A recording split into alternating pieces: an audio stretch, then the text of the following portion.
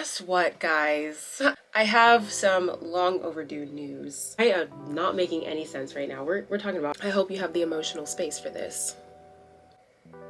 Oh, this video is so hard to do right now. I am the driving force. I am the vessel that my dreams are going to use to come true in real life.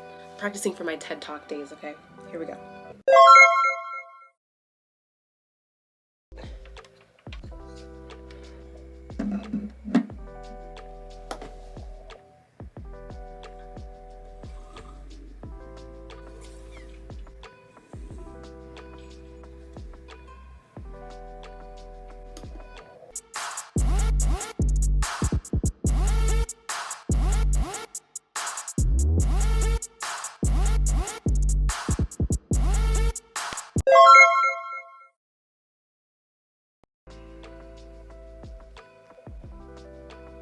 So a few months ago, I applied to get my master's degree and I got in.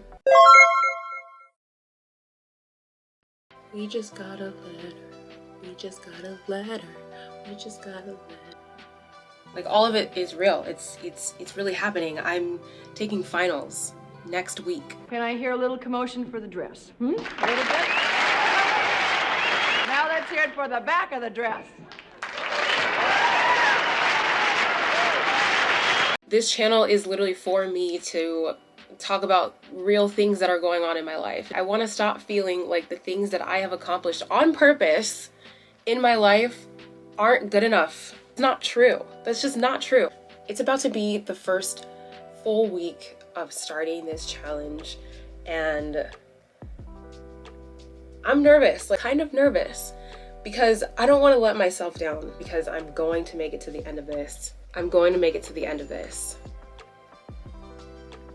Oh, this video is so hard to do right now. My brain is like, oh, but let's not. Like, but why not? Especially because it's like stuff that I really enjoy doing, that I'm passionate about, that I can't get enough of. Preparing myself for the next 100 days has been an uphill battle. I'm not even gonna lie to you. There are so many things that I have to actively start doing in order to make this change happen. I am the driving force. I am the vessel that my dreams are going to use to come true in real life. It has to come through me. That's the only way they're ever gonna live.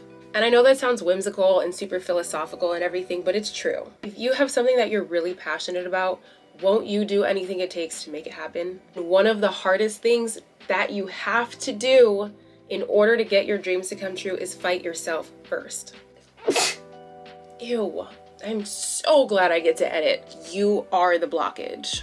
You are the thing that's standing in your way. In my humble opinion, I don't think that life is supposed to be miserable all the time. I really don't. There's no reason for it.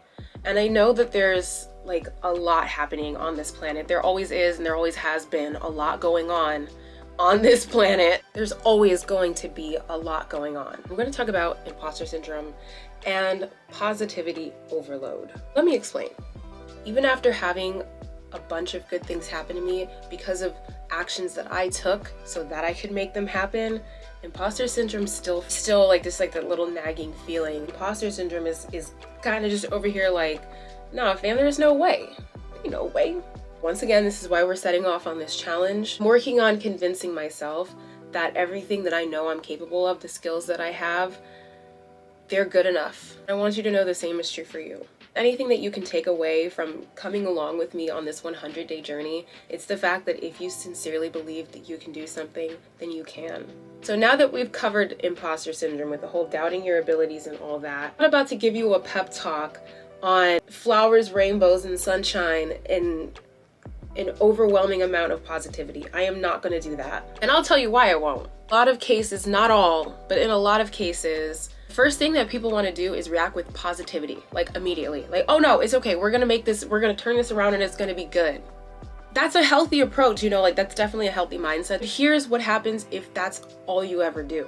You can't just focus on positive things in order to get through life. You are a complex being that is capable of feeling a range of emotions, which means that positivity isn't the only thing that can help you get through the bad things. I am still learning this. I'm definitely the #1 hype person for myself, but I am also the #1 deprecator too. I'm like top tier.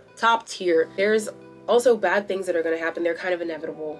Personally, I find no benefit in trying to convince myself that everything is always going to be good. I have tried that before and it has failed miserably, because there have been times where no, not everything was okay, even though I kept telling myself that. So in those occasions where everything did not in fact turn out to be okay, I had no idea how to handle my feelings or my emotions. And I'm not going to positive talk my way through these next 100 days. I'm just going to talk myself through it. And I'll talk you through it too. Okay? That's where the mental strength 101 sticker comes from, like in my intro, that little sticker. I'm taking these days as they come to me, one day at a time. But at the same time, while this is happening, I'm going to be actively existing here in these moments. Because I know me, I know how I have been in the past and what I'm trying to move away from. I know this. Remember how I said I tried to start my YouTube channel a few times before this? I tried to do a 21-day challenge. The 21-day positivity challenge. I found it extremely challenging to stay positive for 21 days straight. I knew from the moment that I started that challenge, like especially after like day 2, I couldn't keep recording. Wait, I was not being positive. Through that whole challenge, I wasn't. And I stopped. It's like it was such an oxymoron of a situation. I wasn't ready to be behind a camera telling other people how they could go about being positive in their lives, especially when I didn't even know how to do it myself. Fighting with yourself to get a seat at your own table and like up here on the noggin, where it's just like, hello, first of all, I live here. And the only reason why the brain is here is because I'm here. Sometimes my brain is its own complete separate entity, because it's just like, I don't understand why you think you could be doing whatever you want to be doing, because like we have to collaborate. Okay? Yeah. It's crazy to me. The same brain that doesn't want me to be great is the same brain that I'm using to be great. Somebody, the math ain't mathin'. It's not clicking, Steven. Is that not suspicious? Do you not find that suspicious?